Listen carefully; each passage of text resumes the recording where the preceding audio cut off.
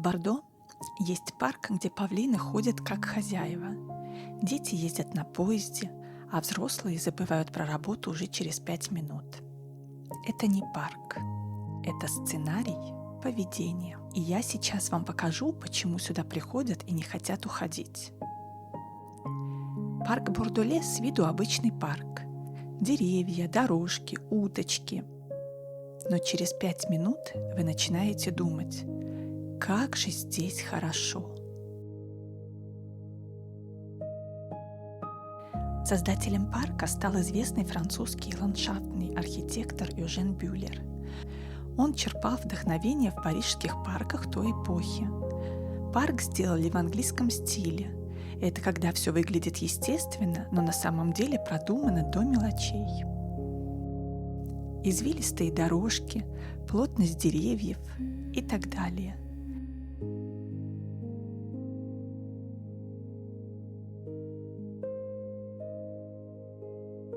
Ощущение полной свободы без реального хаоса. Никаких строгих линий, все будто случайно. Но это случайно стоило очень много планирования. Изначально на этой земле были виноградники. Сначала это вообще должен был быть экспериментальный парк с экзотическими животными. Затем управление перешло к Камиль Годар. Он преследовал не только эстетическую цель. Его идея была дать рабочему классу доступ к буржуазной природе.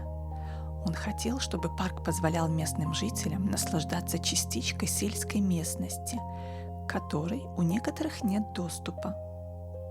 В XIX веке парки часто были либо частными, либо строго контролируемыми. А после смерти Камиль Годар город Бордо, благодаря его завещанию, выкупил эту территорию. Окончательно парк Бордо был открыт в 1888 году.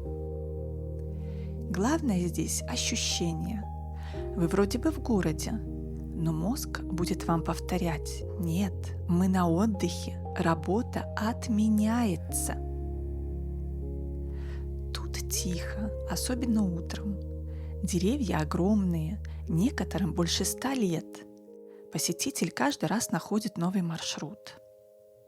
В парке нет прямых осей, и поэтому создается эффект большего пространства, чем есть на самом деле. Его спроектировали так, чтобы вы терялись. Не физически, а в ощущении времени. Парк управляет тем, как вы гуляете. Существует оригинальный акварельный план Эжена Бюллера.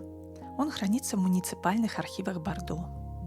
В 1997 году этот замечательный парк чуть не застроили, а в 1999 буря уничтожила сотни деревьев. Парк несколько раз почти не исчез. Присутствие в парке павлинов – отсылка к аристократическим садам. Сегодня это выглядит мило, а изначально это был сигнал статуса. В XIX веке они ассоциировались с богатством, экзотикой, контролируемой природой. В самом сердце парка есть озеро, и в нем много рыб и уток. В архивах указано, что землю, выкопанную при создании озера, использовали для формирования холмов. Это инженерия, замаскированная под природу. Поэтому рельеф парка полностью искусственный. А вы знали об этом? Напишите в комментариях, нравятся ли вам такие парки. Изначально план был не просто сделать парк, а хотели создать место, чтобы тестировать экзотических животных и растения. Была цель собрать самые выдающиеся образцы флоры и фауны со всего мира. Такие проекты были популярны во Франции XIX века. Это смесь науки и развлечения, но они часто требовали огромных бюджетов и выживали только в Париже и крупных центрах. Проект в Бордо провалился, а причины точно не задокументированы. Итог: вместо мини-зоопарка будущего получился парк. Иногда здесь проходят разные мероприятия. В 2021 году мне очень запомнился праздник легендарных огней. Было очень красиво. Все это производили 40 китайцев в ателье в Китае и недалеко от Парижа.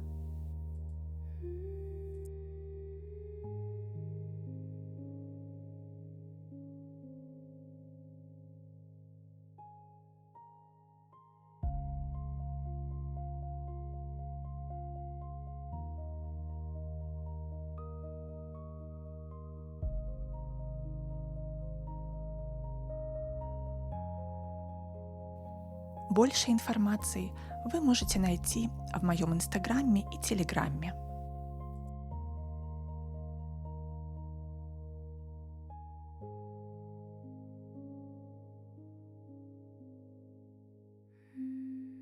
Если у вас есть дети, вы здесь застрянете. Площадка огромная, качели, горки. Все, что нужно, чтобы ребенок сказал «мы не уходим». Ну и карусель для полной детской радости. Здесь идеальные условия для пикника. Так и хочется прилечь на травку и забыть о городской суете. По пути сюда советую захватить пикник. Плед, еда, солнце. И кто-то обязательно забудет штопор. Это традиция. Кто-то бегает, кто-то читает, кто-то делает вид, что читает. И это нормально. В этом и есть смысл. Возле озера есть место, где можно выпить чашечку кофе и перекусить. А рядом специальные столики для настольных игр. Это не туристическая открытка, это реальная жизнь Бордо. Собаки, семьи, студенты, пенсионеры – все здесь. И у всех одна цель – ничего не делать максимально качественно. Здесь есть зона, где можно отпустить собаку. И это еще одна причина, почему сюда приходят местные. И, конечно же, там имеются пакетики для уборки за своими питомцами. Самое лучшее время для посещения рано утром и желательно в воскресенье, чтобы избежать пробок на бульваре. Так проще найти свободное место для парковки. А вот несколько старинных фотографий.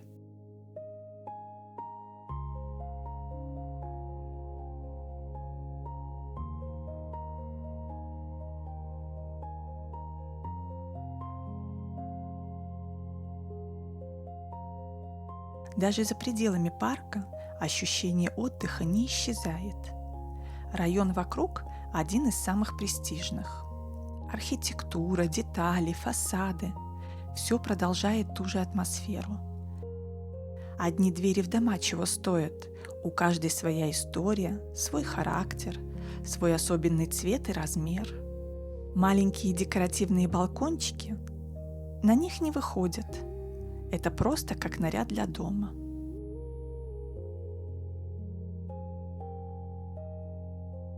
Посмотрите, какие узоры. На некоторых фасадах имеются вставки из декоративной плитки. Сейчас такое уже не делают. А ведь это придает особую изюминку зданию. Парк Бордоле – это место, где ничего особенного не происходит.